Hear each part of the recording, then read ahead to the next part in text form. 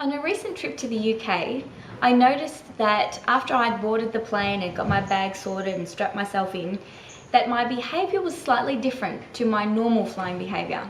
Normally, after getting settled, I will stick my nose in a book, pretty much for the next couple of hours. But this time was a little bit different. I actually read the safety card. I know, don't die of shock. I read the safety card. I noted where the exits were and I watched the safety video. Why? Why did I do this? After all this time in the air flying, I've never done this before. Why did I do this now? Well, before this trip, on another trip to Sydney, I sat next to an aviation safety expert and we had a very interesting conversation.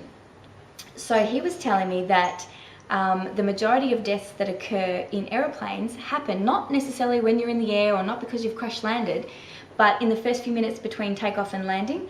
And it's because something happens in the cabin, and when people do not know where the exits are and how to open the door, all these bodies pile up at the exits because they didn't know how to get out.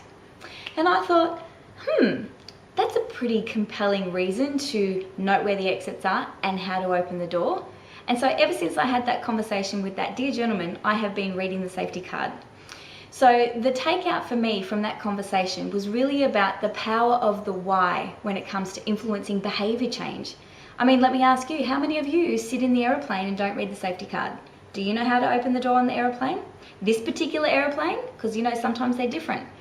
And so really the question is, what is the compelling why that will support engagement and true behaviour change? And are you answering the question when you're asking people to do something different?